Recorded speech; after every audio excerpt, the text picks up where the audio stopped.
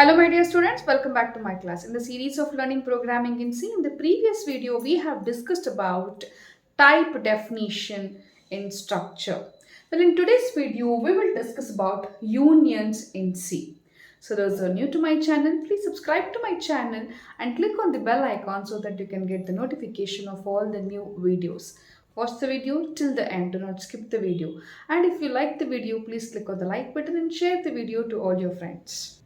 Unions in C. So union is just similar to structure. So we say union is similar to structure. It is just like structure itself. It can hold multiple values of multiple type.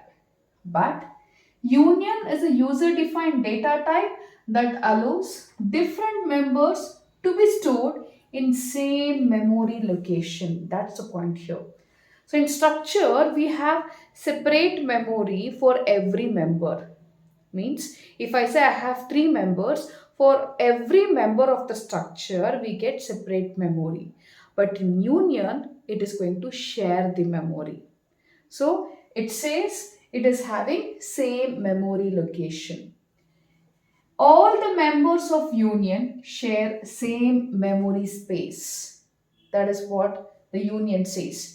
And the size of the union is determined by the size of the largest member. So for example, the members of the union, say I have one is integer, the other one is character, the other one is float. So if I just say character array, it is of 20. Integer, say if it is 32-bit machine, it takes 4 bytes. Right. Then character array, so 20 characters, say it is 20 space memory bytes. Say float, it is 8 bytes. So here the largest member means it is character array, which is 20. So it is going to, it says the size of the union is determined by the size of the largest member. So what is the largest member here? It is character array. So for that character array, that much amount of memory will be allocated, and that allocated memory will be shared by remaining. So I just say it is character array, 20 bytes of memory will be allocated. So that 20 bytes of memory will be allocated, and that 20 bytes will be utilized by the complete union, that is by all the members of the union. Say I am going to store the register number in that, and then I store the name, and then I store the float type of data. That is what union says. So union is going to share the memory. How it is going to share the memory? Let us see the syntax of using the union, and then we will see the declaration of the variable of union and how the memory will be allocated for it. So it is just like structure as I said, but the keyword used here is union, followed with the union name, open and close brace and semicolon as usual, and the list of members. So for example, union student, I say int register number and character array name, and as usual semicolon. But for the definition, we don't get the memory allocation. This is only the definition where I am defining how the union should look like and what are all the members of the union. So based on the members, the memory allocation will be done when I create a variable of this type. Now let us see how to create this variable and how the memory allocation will be done with respect to structure and union. So here is the complete program to understand the difference between structure and union. So when we have a structure definition like this, as a struct student followed with two members, register number and name, and I have the structure variable declared.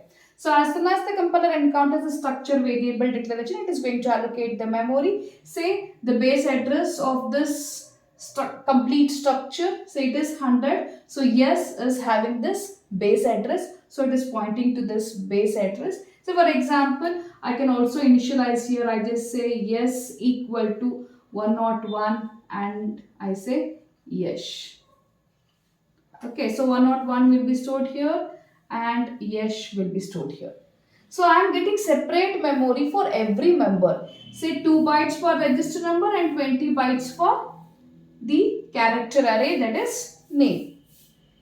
So here I can access these members individually. As usual, I say yes dot register number. I say yes dot print yes dot register number. So it is going to print 101. Print yes dot name. It is going to print yes, because it is having separate memory. Let us talk about this union. So here what happens with union? I have union student with two members. I have a union variable declared. As soon as the compiler encounters this variable declaration, what it is going to do? It is going to allocate the memory for that member which is having the highest storage. That is the member which is largest in storage. So when we look at these members, so when we just see to these members of this union, you have register number. If I just talk with respect to 16-bit machine, register number, it takes 2 bytes. Character array name of 20. So it is 20 bytes. So which is the largest member here? It is name. So obviously what the compiler will do, it is going to allocate the memory based on the member which has highest storage. So according to this, the highest storage member is name. So I am going to allocate 20 bytes of memory. So the base address, say for example, it is 100. So yes is having this 100, so it is pointing to S. The union variable or structure variable acts as internal pointer. So it is pointing to this base address. So the memory is allocated in such a way that it is going to check which is the highest member. It is name. So for that, this storage will be allocated, and this storage is shared by all the members of the union. So I want to store register number, it will store.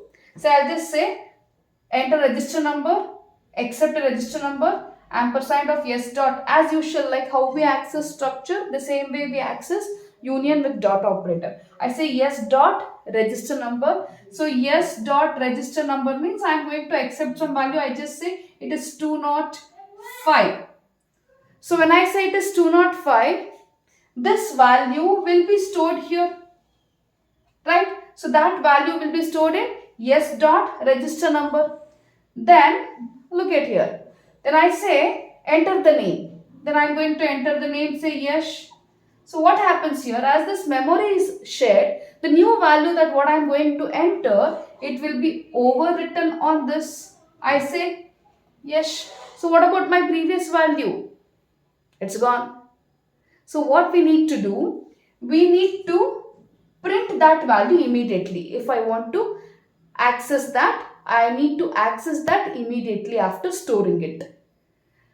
Then if I access after storing the second value, so if I just say, if I don't have the printf here, now if I just say printf %d, that is register number, printf register number equal to %d, I say yes dot register number, it is going to print garbage value. Then I say the next line, if I just say printf, I say printf name equal to %yes, then I say yes dot name, it is going to print yes. That is what the latest value that what we stored in this union memory. Here when I say yes dot register number, it is going to print some garbage value because I have written a new value here because it is sharing the memory, right? And if I say yes dot name, then I get this value. So what I can do for this, I can access one by one. So we use union to save the memory. If I just talk about the advantage, I am saving the memory. When I want to access the members one by one, union is the best method because memory is getting shared, memory is saved. But only thing is I need to access one by one. So here I'll store the register number, then immediately I can just have a printf. This printf I can shift it here. I say register number equal to %d, yes dot register number. Then again say enter name %yes, yes dot name, then say printf yes dot name. Means I need to access the members one by one because the memory is shared. So in order to save the memory, we can use union. But in structure, if I want to access the members one by one, all the members will have their own memory. So I can easily access one by one. But if I just want to access one member, the remaining allocated memory will be wasted in structure. So I just want to access a register number. But the memory is allocated for name also, so that 20 bytes of memory will be wasted. So in order to save the memory, we go with union. But nowadays, getting memory is not so difficult. We can easily afford for the memory, and we are not using this union also. But we were using union in such situation before, when the memory was very difficult to get. So memory efficiency, in order to increase the efficiency of the memory, effective utilization of the memory can be done with union, because the memory is shared. And if I want to access the member one by one, I can go with union. So this is what with the union. So let us see how we are going to access this value with a program. So here we go with the complete program of union. So we have the union by name student with the members register number and name. And in the and I have declared the variable, that is yes. And in the main function, I'm accepting the value for register number. Then I'm printing it one by one. Then I say enter name. I'll accept the name and I'll print one by one. Okay, so here I am printing immediately. Now save this program, execute this. See, it is prompting me to enter the register number. So I say 101.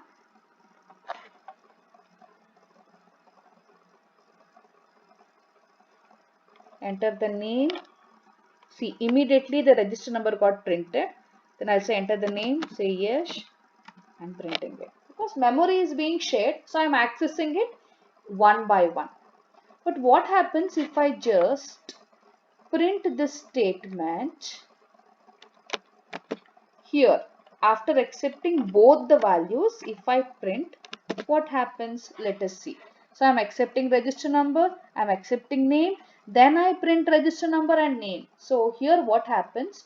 For register number, I'll get junk value, because the last value is name. That name will be overwritten on that. So now let me clear this. Save the program.